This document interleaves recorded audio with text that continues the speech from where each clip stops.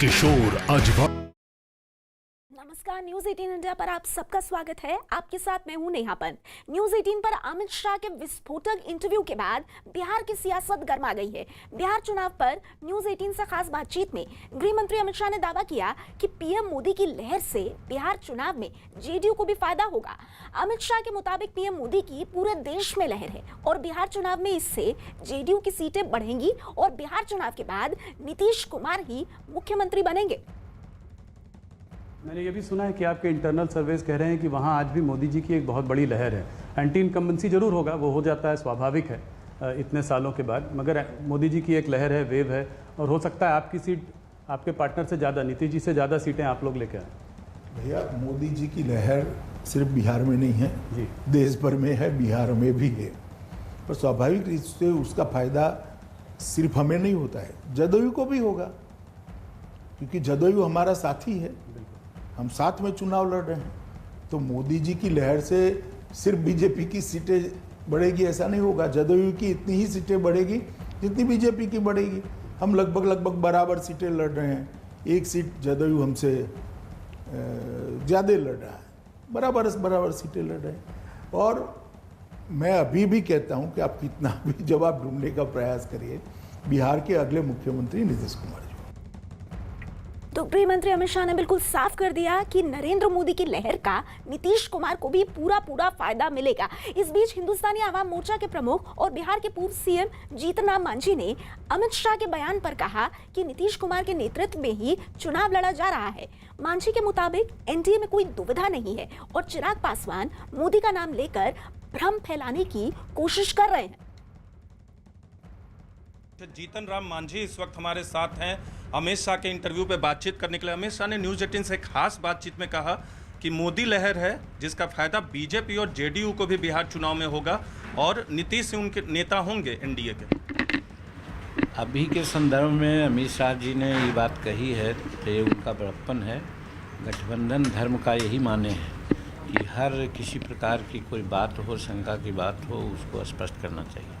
वैसे आज नई बात नहीं है, महीनों पूर्व ही नरेंद्र मोदी जी, अमित शाह जी तक बोले, यहाँ गया में आकर के जेपी नड्डा भी बोले कि साहब हमारा अगला मुख्यमंत्री बिहार का नीतीश कुमार होंगे, उन्हीं के नेतृत्व में हम लोग रहेंगे, क्योंकि बिहार और दिल्ली दोनों मिल करके बिहार को ज़्यादा आगे बढ़ाया है हर क्षेत्र में, इसलिए हर हालत में हम लोग। यहाँ तक उन्होंने कहा कि भाई सीट अगर हमको ज़्यादा भी आ जाए बनिस्बत की जेडीयू के, तो भी वो जेडीयू का सीएम होंगे, हम उनको सीएम बनाएंगे। तो चेहरा नीतीश कुमार है, ये पहले से भी आप लोगों ने तय कर रखा है, लेकिन एलजेपी की तरफ से कन्फ्यूजन हुआ है। एलजेपी बार बार ज़मीन पे भी कह रहे कि बीजेपी के जो कार्यकर्ता हैं प्रधानमंत्री नरेंद्र मोदी के नाम पे वोट मांग रहे हैं। तो क्या एनडीए के भीतर कन्फ्यूजन है कि बार बार अमित शाह हो या जेपी नड्डा हो या बाकी बीजेपी के नेता हो, उस कन्फ्यूजन को क्लियर करना पड़ रहा है? एनडीए में कन्फ्यूजन है, ज़मीन पे कन्फ्यूजन है? ज़मीन पर कोई कन्फ्यूजन नहीं है। ये चिराग साहब का राजनीतिक कहिए कि अपरिपक्वता है, या ये कहिए कि इससे साबित होता है कि वो समझ रहे हैं कि हमारे ज़मीन में, धरती में कुछ नहीं बचा है, अब हम गिरने वाले हैं, सपोर्ट होने वाले हैं। देश के गृह मंत्री अमित शाह ने न्यूज 18 इंडिया से खास बातचीत में बिहार चुनावों को लेकर एक बड़ा बयान दिया है। अमित शाह ने कहा है कि पीएम मोदी की लहर पूरे देश में है और इस लहर का फायदा बिहार विधानसभा चुनाव में जेडीयू को भी मिलने जा रहा है। इस बेहद खास इंटरव्यू के दौरान अमित शाह ने यह भी दावा किया कि बिहार में नीतीश कुमार ही अगले मुख्यमंत्री बनेंगे। अमित शाह के इस इंटरव्यू के बाद बिहार की सियासत एक बार फिर से गर्मा गई है। News 18 India super exclusive Amit Shah का सबसे विस्फोटक इंटरव्यू। मोदी लहर पर अमित शाह का बड़ा दावा।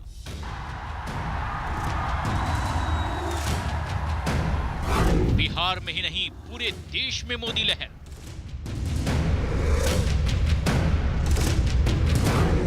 जेडीयू को भी मिलेगा मोदी लहर का फायदा।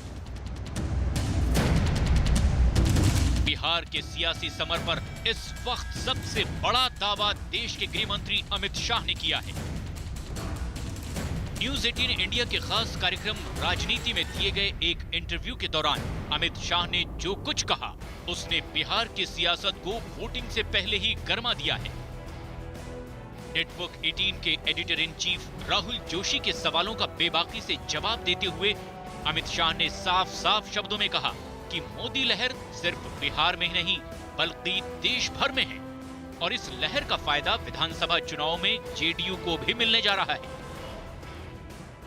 मैंने ये भी सुना है कि आपके इंटरनल सर्वेस कह रहे हैं कि वहाँ आज भी मोदी जी की एक बहुत बड़ी लहर है। एंटी इनकम्बेंसी जरूर होगा, वो हो जाता है, स्वाभाविक है इतने सालों के बाद, मगर मोदी जी की एक लहर है, वेव है, और हो सकता है आपकी सीट आपके पार्टनर से ज़्यादा, नीतीश जी से ज़्यादा सीटें आप लोग लेकर आए। भैया, मोदी जी की लहर सिर्फ बिहार में नहीं है जी, देश भर में है, बिहार में भी है।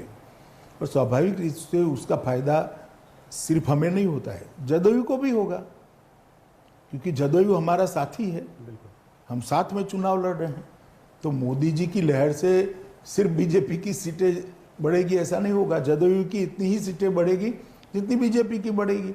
हम लगभग बराबर सीटें लड़ रहे हैं, एक सीट जदयू हमसे ज़्यादा लड़ रहा है, बराबर सीटें लड़ रहे हैं। और मैं अभी भी कहता हूं कि आप कितना भी जवाब ढूंढने का प्रयास करिए, बिहार के अगले मुख्यमंत्री नीतीश कुमार। अमित शाह के दावे पर गरमाई बिहार की सियासत। विपक्ष ने किया अमित शाह के दावे पर पलटवार। कांग्रेस ने अमित शाह के दावे पर किया प्रहार। बिहार चुनाव को लेकर केंद्रीय गृह मंत्री अमित शाह ने जो दावा किया है उसको लेकर विपक्ष तिलमिला उठा है। दरअसल न्यूज 18 इंडिया को दिए खास इंटरव्यू में अमित शाह ने इस बात का दावा किया है कि बिहार में ही नहीं पूरे देश में मोदी की लहर है और इसी लहर की बदौलत बिहार में एक बार फिर नीतीश कुमार मुख्यमंत्री बनने जा रहे हैं।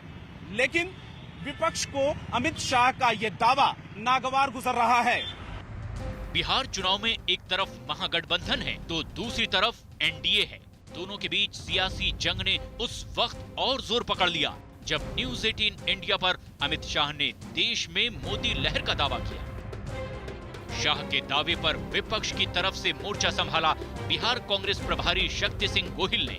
उन्होंने अमित शाह के दावे पर तो सवाल उठाए ही, साथ ही चिराग पासवान की एलजेपी और ओवैसी की एमआईएम को बीजेपी की बी पार्टी भी बता दिया। अमित शाह जी ने खुद कहा था कि चुनाव के वक्त हम जो कहते हैं उसको करना थोड़ी ही होता है, वो तो जुमला होता है। तो उन्हीं की बात को अगर मान ले तो बिहार में चुनाव चल रहा है, ये सारे जुमले हैं। ये बी टीम की तहत चिराग पासवान जी को लगाया है और सिर्फ बी टीम पे सीमित नहीं रखा है, दूसरी ओर ओवैसी भी उनकी बी टीम है। तो किसी भी तरह से भाजपा नंबर 1 पार्टी उसको बनाना है। तेजस्वी यादव जी हमारे साथ, हम उनसे बात करते हैं। गृह मंत्री अमित शाह ने न्यूज 18 को इंटरव्यू में दिया गया कि मोदी लहर का फायदा नीतीश कुमार की पार्टी को भी होगा। जमीन पर और इंटरव्यू में बड़ा अंतर होता है। जमीन पर अगर आगे देखेंगे तो एनडीए की सरकार दोबारा बिहार में नहीं बनने जा रही है। अमित शाह के दावे पर जेडीयू का बयान। बिहार में रिकॉर्ड जीत दर्ज करेगा एनडीए। जेडीयू के महासचिव आरसीपी सिंह ने न्यूज 18 पर अमित शाह के दिए बयान पर कहा कि बिहार में इस बार पीएम मोदी और सीएम नीतीश की अगुवाई में एनडीए की सरकार बनने जा रही है और 2010 में जो 206 सीटें एनडीए के खाते में आई थी, इस बार उससे भी कहीं ज्यादा सीटें वो हासिल करने वाले हैं। हमारे जो कार्यकर्ता हैं उन सबका ये प्रयास है कि इस बार एनडीए अपना जो 2010 में हमारा जो रिजल्ट था 206 सीटें हमने प्राप्त की, उससे भी ज़्यादा सीट हम बिहार में प्राप्त करें और फिर से जो बिहार में एनडीए की सरकार बने उसका नेतृत्व आदरणीय नीतीश बाबू करें। जीतन राम मांझी का बड़ा बयान। नीतीश कुमार ही होंगे बिहार के अगले सीएम। एनडीए गठबंधन में शामिल हिंदुस्तानी आवाम मोर्चा के मुखिया जीतन राम मांझी ने भी अब अमित शाह के दावे पर अपनी मुहर लगाई है। उन्होंने भी न्यूज 18 इंडिया से खास बातचीत में कहा कि बिहार में चुनाव नीतीश कुमार की अगुवाई में ही लड़ा जा रहा है और वो ही बिहार के अगले मुख्यमंत्री होंगे। अभी के संदर्भ में अमित शाह जी ने ये बात कही है तो ये उनका बड़प्पन है। गठबंधन धर्म का यही माने है कि हर किसी प्रकार की कोई बात हो, शंका की बात हो, उसको स्पष्ट करना चाहिए। वैसे आज नई बात नहीं है, महीनों पूर्व ही नरेंद्र मोदी जी, अमित शाह जी तक बोले, यहाँ गया में आकर के जेपी नड्डा भी बोले कि साहब हमारा अगला मुख्यमंत्री बिहार का नीतीश कुमार होंगे, उन्हीं के नेतृत्व में हम लोग रहेंगे, क्योंकि बिहार और दिल्ली दोनों मिल करके बिहार को ज़्यादा आगे बढ़ाया है हर क्षेत्र में, इसलिए हर हालत में हम लोग, यहाँ तक उन्होंने कहा कि भाई सीट अगर हमको ज़्यादा भी आ जाए बनिस्बत की जेडीयू के, तो भी वो जेडीयू का सीएम होंगे, हम उनको सीएम बनाएंगे। संजय जायसवाल जी हमारे साथ, हम उनसे बात करते हैं। सर, गृह मंत्री अमित शाह ने कहा है न्यूज़ 18 इंडिया से कि मोदी लहर का फायदा जेडीयू को भी होगा। किस तरीके से आप देखते हैं यहाँ पर बिहार के पूरे गरीबों को झोपड़ी की चिंता अगर किसी ने की है तो मोदी जी ने की है। हम लोगों ने भी नहीं सोचा था कि बिहार के हर गरीब के घर में बिजली होगा, गैस होगा, शौचालय होगा, और प्रधानमंत्री मोदी जी ने जो कुछ भी एक गरीब की झोपड़ी में किया है वह सारा कार्य बिहार की जनता माननीय मोदी जी को और माननीय नीतीश जी को वापस करेगी इस चुनाव। वहीं बिहार में इस बार एनडीए गठबंधन से अलग होकर लड़ रही एलजेपी से जब अमित शाह के दावे पर सवाल किया गया तो उन्होंने क्या कहा, ये भी सुनना जरूरी है। अमित शाह जी कहते हैं कि गठबंधन है जनता दल यू के पास, तो आप लोग प्रेस मीडिया के लोग हैं, सबसे पहले जनता दल यू का जितना भी होर्डिंग लगा है, जितनी भी गाड़ियां निकली है, सबसे पहले जनता दल यू की निकली है। कहीं पर भी माननीय मुख्य प्रधानमंत्री जी का या अमित शाह जी का फोटो उस पर नहीं लगा हुआ है। नीतीश जी अपने चेहरे पर चुनाव लड़ रहे हैं, भाजपा के बदौलत नहीं लड़ रहे हैं, हम भाजपा के बदौलत चुनाव लड़ रहे हैं। जाहिर है अमित शाह के दावे ने विरोधियों के खेमे में एक हलचल जरूर मचा दी है, क्योंकि ये बात विपक्ष भी अच्छी तरह से जानता है कि अमित शाह बिना किसी आधार के कोई दावा नहीं करते। यही वजह है कि अब विपक्ष भी मोदी लहर के दावे पर आक्रामक हो गया है। गृह मंत्री अमित शाह के न्यूज़ 18 को दिए गए इंटरव्यू पर बिहार बीजेपी प्रभारी भूपेंद्र यादव ने कहा कि पीएम मोदी को जनता का समर्थन है और इसका पार्टी को फायदा भी मिलता है।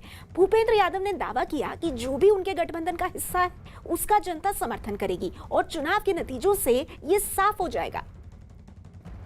हमारे साथ भूपेंद्र यादव जी मौजूद हैं, हम उनसे बात करते हैं। सर, जिस तरीके से पीएम मोदी के बारे में गृह मंत्री अमित शाह ने कहा है न्यूज़ 18 को दिए गए इंटरव्यू में कि मोदी लहर पूरे देश में चल रही है और इसका फायदा जेडीयू को भी होगा, बीजेपी को तो होगा ही। निश्चित रूप से, क्योंकि प्रधानमंत्री नरेंद्र मोदी जी का जो नेतृत्व है और उसमें भारत जिस तरीके से आगे बढ़ा है, कोविड-19 की परिस्थितियों में जिस तरीके से भारत ने लड़ाई लड़ी है और देश में एक लंबे समय से गरीब कल्याणकारी योजनाओं पे जो कार्य हुआ है, उसके कारण मोदी जी के सर्वमान्य नेतृत्व का लाभ सभी को मिलने वाला है। सर, आप बिहार के प्रभारी भी रहे हैं और रणनीति बनाते रहे हैं, जेडीयू किस तरीके से बेनिफिट करेगा पीएम मोदी के कैंपेन के और आप लोग की रणनीति के को मिलाकर? नहीं, पहली बात तो प्रभारी रहा नहीं हूँ, प्रभारी हूँ। जमीन पर हम दोनों दलों के कार्यकर्ता मेहनत कर रहे हैं। 15 साल तक हमने मिलकर सरकार बनाई है।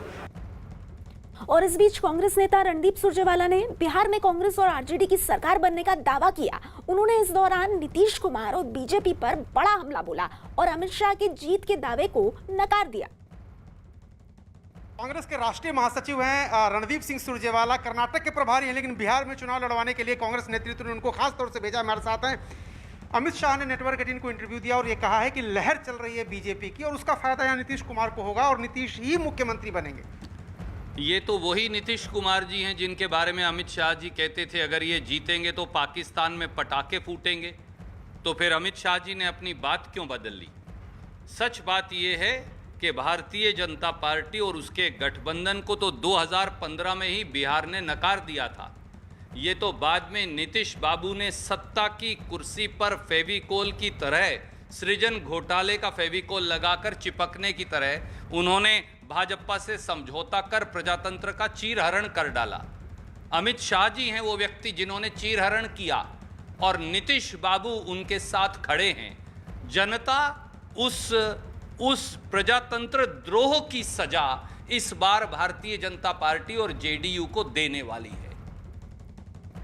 बिहार विधानसभा में विपक्ष के नेता तेजस्वी यादव ने अमित शाह के बयान पर कहा कि जमीनी हकीकत अलग है। तेजस्वी ने एनडीए सरकार जाने की बात कही। तेजस्वी यादव जी हमारे साथ, हम उनसे बात करते हैं। सर, गृह मंत्री अमित शाह ने न्यूज़ 18 को इंटरव्यू में दिया गया कि मोदी लहर का फायदा नीतीश कुमार की पार्टी को भी होगा। जमीन पर और इंटरव्यू में बड़ा अंतर होता है। ज़मीन पर अगर आके देखेंगे तो एनडीए की सरकार दोबारा बिहार में नहीं बनने जा रही है। गृह मंत्री अमित शाह के न्यूज 18 को दिए गए इंटरव्यू पर बिहार बीजेपी अध्यक्ष संजय जायसवाल ने कहा कि मोदी लहर का समर्थन बिहार की जनता करेगी। संजय जायसवाल जी हमारे साथ, हम उनसे बात करते हैं। सर, गृह मंत्री अमित शाह ने कहा है न्यूज 18 इंडिया से कि मोदी लहर का फायदा जेडीयू को भी होगा। किस तरीके से आप देखते हैं यहाँ पर बिहार की पूरी गरीबों को झोपड़ी की चिंता अगर किसी ने की है तो मोदी जी ने की है। हम लोगों ने भी नहीं सोचा था कि बिहार के हर गरीब के घर में बिजली होगा, गैस होगा, शौचालय होगा। और प्रधानमंत्री मोदी जी ने जो कुछ भी एक गरीब की झोपड़ी में किया है वह सारा कार्य बिहार की जनता माननीय मोदी जी को और माननीय नीतीश जी को वापस करेगी इस चुनाव में। लेकिन सर, चिराग तो अलग लड़ रहे हैं, ऐसे में एनडीए किस तरीके से जनता को अपनी बातें समझा पाएगा? मेरे को आज तक नहीं समझ में आया कि चिराग अलग झारखंड में भी लड़े थे। उस समय तो इस तरह का कोई प्रश्न नहीं पूछा जाता था। बिहार में एनडीए गठबंधन 4 दलों का गठबंधन है और 4 दल से जो भी बाहर है जनता उसको बाहर का रास्ता दिखा देगी। एक अंतिम सवाल सर, कि यहाँ पर अब लालू के ट्वीट पर क्या कहना चाहेंगे आप? कुछ नहीं, बेचारे वो अपने परिवार से बाहर उनके दुनिया नज़र नहीं आती है और बिहार के मुख्यमंत्री के लिए बिहार परिवार है।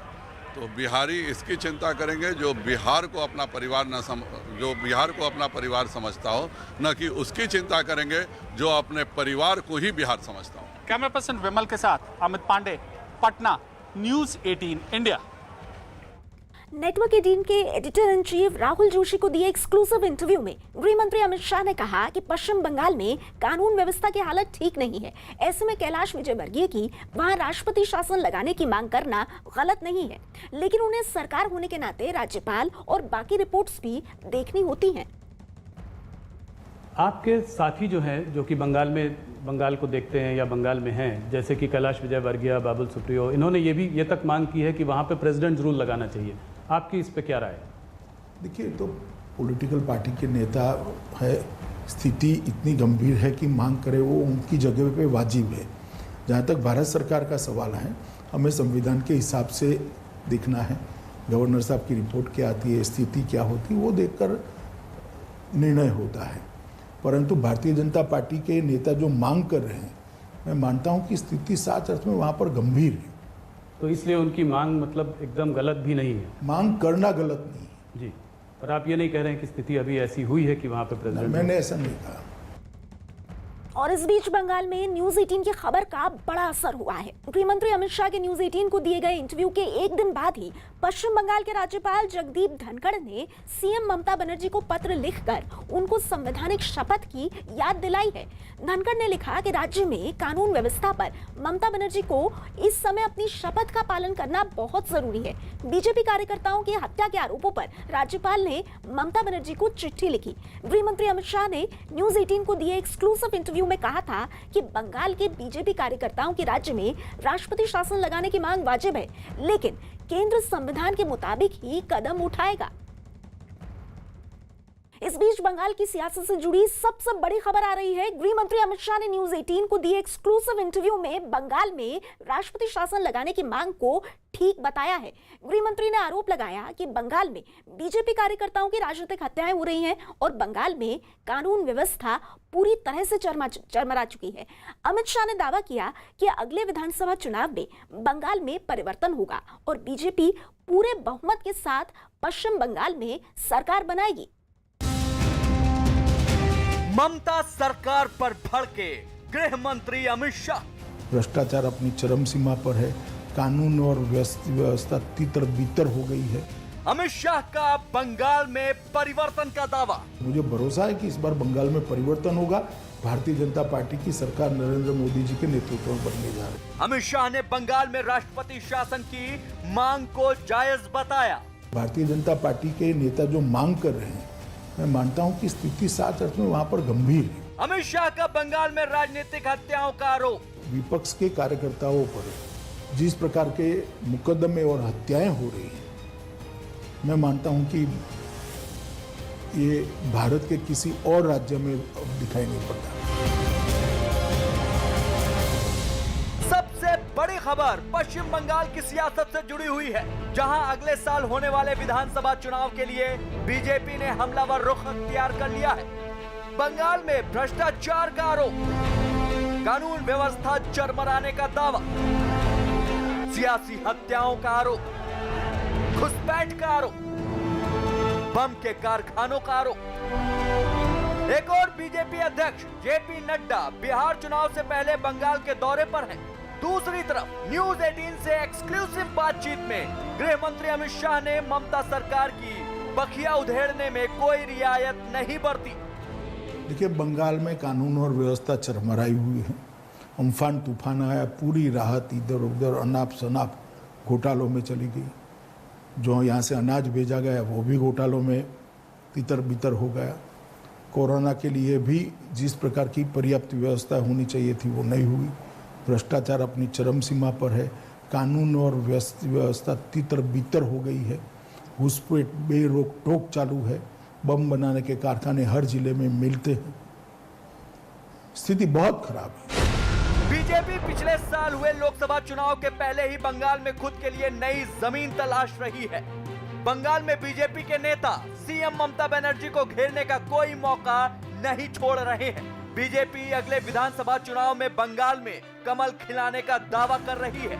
बीजेपी के जुझारू रवैये का फायदा ये मिला कि लोकसभा में उसने 18 सीटें जीतकर एक साथ टीएमसी और सीपीएम की नींद उड़ा दी और शायद इसीलिए गृह मंत्री अब बंगाल में बीजेपी सरकार बनाने का दावा कर रहे हैं। तो आपका क्या अनुमान है? भारतीय जनता पार्टी को क्या उम्मीद है इलेक्शन में अगले साल? हम डटकर लड़ेंगे और मुझे भरोसा है कि इस बार बंगाल में परिवर्तन होगा। भारतीय जनता पार्टी की सरकार नरेंद्र मोदी जी के नेतृत्व में बनने जा रही है। कोई चेहरा आपके दिमाग में है जिसको कि चीफ मिनिस्टर प्रोजेक्ट किया जाएगा? वो तो हो भी सकता है, मगर अभी तो बंगाल की जनता तृणमूल कांग्रेस को हटाना चाहती है, वो मुख्य बात है। बीजेपी लंबे समय से बंगाल में राजनीतिक हत्याओं का आरोप लगा रही है। कुछ दिन पहले जब बैरकपुर में बीजेपी नेता मनीष शुक्ला की हत्या हुई तो पार्टी ने पुलिस और टीएमसी पर मिली भगत का आरोप लगाकर थाने के सामने धरना प्रदर्शन भी किया और आरोप लगाया कि राज्य में कानून व्यवस्था खत्म हो चुकी है। यदि निष्पक्ष चुनाव इस प्रदेश में करवाना है तो राष्ट्रपति शासन आवश्यक है ना। लॉ एंड ऑर्डर है ही कहाँ है यहाँ पर? यहाँ ना लॉ है ना ऑर्डर है। यहाँ जो भी कुछ है ममता जी का ऑर्डर है बस। भारत का संविधान यहाँ काम नहीं करता है, ममता जी का संविधान काम करता है। बीजेपी लगातार ममता बनर्जी पर एक के बाद एक ताबड़तोड़ हमले कर रही है। बीजेपी का आरोप है कि चाहे अम्फन तूफान हो या फिर कोरोना से जंग, हर चीज में भ्रष्टाचार हुआ है। राजनीतिक हिंसाओं का हवाला देकर बीजेपी के नेताओं का कहना है कि उनके अनगिनत कार्यकर्ता राजनीतिक हिंसा की भेंट चढ़ चुके हैं। टीएमसी पर इन हत्याओं का आरोप लगाते हुए बीजेपी राज्य में राष्ट्रपति शासन की मांग कर रही है। जब न्यूज 18 ने गृह मंत्री से बंगाल में राष्ट्रपति शासन की मांग से जुड़ा सवाल पूछा तो उन्होंने इस मांग को ठीक करार दिया।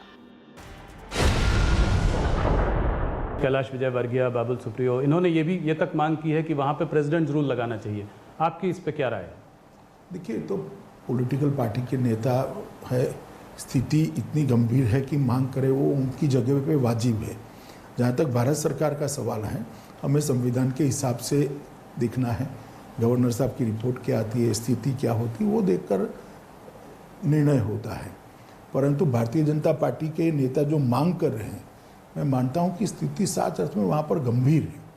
तो इसलिए उनकी मांग मतलब एकदम गलत भी नहीं है? मांग करना गलत नहीं है जी, पर आप ये नहीं कह रहे हैं कि स्थिति अभी ऐसी हुई है कि वहां पर प्रेसिडेंट? मैंने ऐसा नहीं कहा।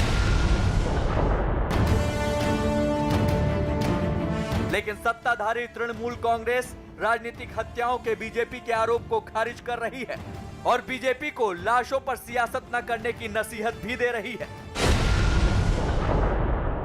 कोई पॉलिटिकल किलिंग नहीं है बंगाल में। बीजेपी ने लाश पकड़ने का पॉलिटिक्स कर रहा। एक भी कार्यकर्ता का खून नहीं हुआ। जो हुआ जैसे मनीष शुक्ला का, उसका दूसरा राइवलरी था, उसका पॉलिटिकल खून नहीं है। इस बीच पूर्व मेदिनीपुर में पुलिस हिरासत में एक आदमी की मौत के मामले में राज्यपाल जगदीप धनखड़ की भी एंट्री हो गई है। बीजेपी हिरासत में मारे गए आदमी को अपना कार्यकर्ता बता रही है। इस घटना के सामने आने के बाद राज्यपाल ने मुख्यमंत्री ममता बनर्जी को सख्त अंदाज में चिट्ठी लिखी है। यह सही समय है कि आप अपनी संवैधानिक शपथ को निभाएं, कानून का शासन लागू करें और राज्य में लोकतांत्रिक शासन सुनिश्चित करें। भ्रष्टाचार के आरोपों से शुरू हुई जुबानी जंग अब हत्या के आरोपों तक पहुंच चुकी है। टीएमसी हो या बीजेपी या फिर सीपीएम, सभी की नजर बंगाल की सत्ता पर लगी है। जैसे जैसे पश्चिम बंगाल का विधानसभा नजदीक आ रहा है, वैसे वैसे रोज नए आरोप और दावे भी सामने आ रहे हैं। ममता बनर्जी और अमित शाह के बाद अब इसमें सिर्फ पीएम मोदी की एंट्री ही बाकी रह गई है। इस बीच बीजेपी अध्यक्ष जेपी नड्डा आज से बंगाल में चुनावी शंखनाद कर रहे हैं। जेपी नड्डा बंगाल के बागडोगरा पहुंच गए हैं। बीजेपी अध्यक्ष बंगाल के सभी 6 जोन्स का दौरा करेंगे। बंगाल चुनाव के लिए बीजेपी ने रणनीति बनाई है कि हर जोन में राष्ट्रीय अध्यक्ष खुद जाएंगे। इस बीच केंद्रीय गृह मंत्री अमित शाह ने बिहार की सियासत से जुड़े तमाम कयासों पर विराम तो लगाया ही, साथ ही अमित शाह ने चिराग पासवान और उनकी पार्टी एलजेपी को लेकर भी अपना रुख साफ कर दिया है। अमित शाह ने न्यूज 18 इंडिया को दिए सुपर एक्सक्लूसिव इंटरव्यू में कहा कि चिराग पासवान ने खुद ही गठबंधन से निकलने का फैसला किया। लोक जनशक्ति पार्टी के मुखिया चिराग पासवान एक बार फिर मीडिया के सामने आए और गठबंधन से निकलने की वजह बताई।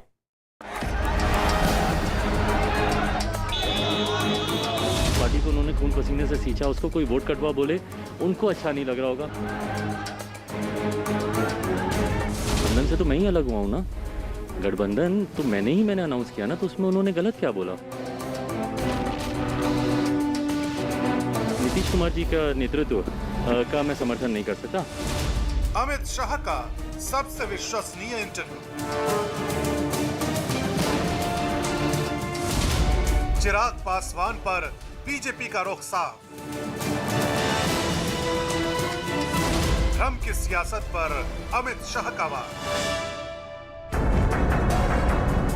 सियासत के मौसम में एक दूसरे पर भारी पड़ने की कसक हर सियासी दल में होती है, लेकिन बिहार के सियासी बिसात में एलजेपी के मुखिया चिराग पासवान जो चाले चल रहे थे, उसका जवाब नेटवर्क 18 पर खुद अमित शाह ने दिया है। नेटवर्क 18 के editor in chief Rahul Joshi से बातचीत में अमित शाह ने एलजेपी और चिराग पासवान को लेकर बीजेपी का रुख पूरी तरह से साफ कर दिया है। इस चुनाव में एक अलग मुद्दा जो उठकर आ रहा है वो है चिराग पासवान जी का। पहले वो आपके साथ थे, अब वो आपके साथ नहीं हैं। कुछ लोग कह रहे हैं वो अभी भी साथ में हैं। कल ही मैं उनका स्टेटमेंट देख रहा था, कह रहे थे कि मैं अपना सीना चीर के अगर दिखाऊं तो उसमें मोदी जी बसे हुए हैं। तो अगर ऐसा है तो फिर वो आपके साथ क्यों नहीं है? 143 सीटों पर चुनाव लड़ रहे हैं। अब मेरे साथ क्यों नहीं है, हमारे साथ क्यों नहीं है, इसका जवाब तो चिराग जी ही दे सकते हैं। मगर मैं पहले बहुत दुखद घटना अभी हुई, श्री रामविलास जी हमारे साथ नहीं रहे जी। और रामविलास जी समाजवादी आंदोलन की उस पीढ़ी के कार्यकर्ता थे जिन्होंने सामाजिक न्याय के लिए बहुत बड़ा काम किया।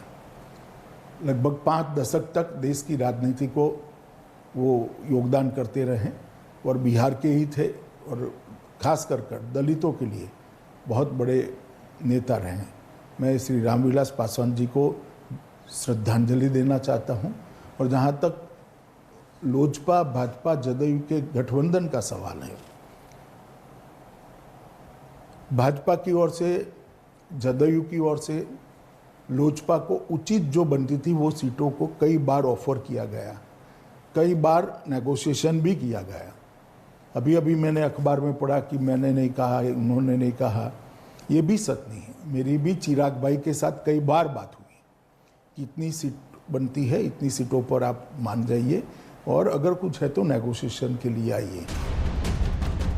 नेटवर्क 18 पर अमित शाह के सुपर एक्सक्लूसिव इंटरव्यू के बाद एक बार फिर चिराग पासवान सामने आए और उन्होंने भी यह साफ कर दिया कि बिहार चुनाव में अकेले लड़ने की रणनीति उनकी अपनी थी। ठीक कह रहे हैं आदरणीय अमित शाह जी, गृह मंत्री हैं, जानकार हैं, बहुत वरिष्ठ सम्मानित नेता हैं और मेरे तो व्यक्तिगत तौर पर मैं उनका बहुत बड़ा प्रशंसक हूँ। जो कह रहे हैं वो ठीक कह रहे हैं। मौजूदा दौर में बिहार की सियासत को लेकर विरोध का जो बीज एलजेपी के मुखिया चिराग पासवान ने बोया है, उसमें एक तरफ नीतीश का विरोध है तो दूसरी तरफ चिराग का मोदी पे। लेकिन अब एनडीए की घटक दल जेडीयू ने भी अमित शाह के दावे को सही बताया है। अमित शाह जी के न्यूज़ 18 को दिए गए इंटरव्यू ने सारी चीज़ें साफ साफ कर दी।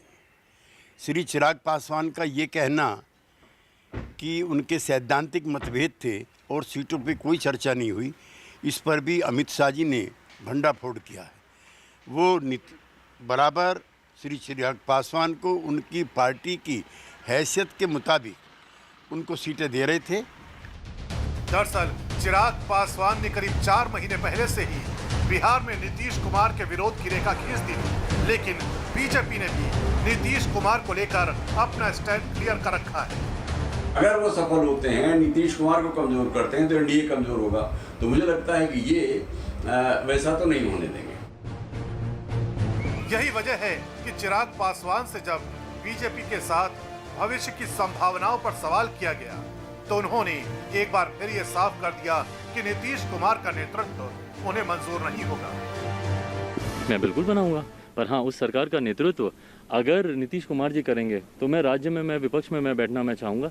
राज्य में मैं नीतीश कुमार जी का नेतृत्व का मैं समर्थन नहीं कर सकता। हाँ, मैं ज़रूर चाहता हूँ, मेरा सपना है और मेरा संकल्प है कि भाजपा के नेतृत्व में सही मायनों में बिहार में डबल इंजन सरकार बने। भाजपा के नेतृत्व में केंद्र में सरकार, भाजपा के नेतृत्व में बिहार में सरकार, भाजपा के नेतृत्व में भाजपा लोजपा सरकार। वहीं अमित शाह के इंटरव्यू पर जब एलजेपी के रामेश्वर चौरसिया से सवाल किया गया तो उन्होंने क्या कहा, ये भी सुनना जरूरी है। आप देखिए 4 महीने से चल रहा था तो अमित शाह जी ने बिल्कुल सही बोला, जेडीयू और बीजेपी का गठबंधन है, गठबंधन से एलजेपी बाहर हो गई क्योंकि एलजेपी के साथ समझौता नहीं है, नहीं होना भी नहीं था। इसलिए कि जो व्यक्ति 4 महीना पहले बोल दिया कि हम नीतीश कुमार के भ्रष्टाचार के साथ नहीं चल सकते। उधर एलजेपी और बीजेपी के बीच चल रहे इस सियासी घमासान के बीच विपक्षी पार्टियां भी कूद पड़ी। कांग्रेस नेता तारिक अनवर ने यह दावा किया है कि यह बीजेपी का नया प्लान है, लेकिन एक बार भी भारतीय जनता पार्टी ने उसमें हस्तक्षेप नहीं किया और आज भी जब वो अलग चुनाव लड़ने का उन्होंने ऐलान किया तो एनडीए से बाहर करने की हिम्मत भारतीय जनता पार्टी को नहीं हुई। तो इसका दो अर्थ निकलता है, या तो भारतीय जनता पार्टी का नेतृत्व कमज़ोर है जो चिराग पासवान के खिलाफ या उनकी पार्टी के खिलाफ एक्शन नहीं ले पा रहा है, उनको एनडीए से बाहर नहीं कर रहा है, या ये माना जाए कि भारतीय जनता पार्टी की सहमति है, वो जो कुछ कर रहे हैं वो भारतीय जनता पार्टी के सहमति से कर रहे हैं। बिहार की सियासी फिजाओं में भले ही वार पलटवार का दौर चल रहा हो, लेकिन अमित शाह के मास्टर स्ट्रोक ने एक बार फिर ये साबित कर दिया है कि बात जब सियासी मोर्चे पर प्लानिंग की आती है तो अमित शाह के मुकाबले कोई दूसरा नजर नहीं आता। तो न्यूज़ 18 इंडिया को दिए गए अमित शाह के सबसे विश्वसनीय इंटरव्यू से बिहार की सियासत गर्मा गई है। बढ़ते हैं आगे। मध्य प्रदेश से बड़ी खबर आ रही है। मध्य प्रदेश में उपचुनाव के प्रचार के दौरान पूर्व मुख्यमंत्री और कांग्रेस नेता कमलनाथ की जुबान फिसल गई। कांग्रेस उम्मीदवार के चुनाव के प्रचार के दौरान कमलनाथ ने शिवराज सिंह चौहान की कैबिनेट मंत्री इमरती देवी पर विवादास्पद टिप्पणी कर दी। इमरती देवी मध्य प्रदेश में महिला विकास मंत्री हैं। प्रचार के दौरान उन्होंने सीधे नाम तो नहीं लिया, लेकिन उनका इशारा इमरती देवी की तरफ ही था। सुरेश राजे जी हमारे उम्मीदवार हैं, सरल स्वभाव के, सीधे साधे हैं, ये तो करेंगे। ये उसके जैसे नहीं है, क्या उसका नाम जो मैं क्या उसका नाम लूं? आप तो उसको मेरे से ज्यादा पहचानते हैं, आपको तो मुझे पहले ही सावधान कर देना चाहिए था।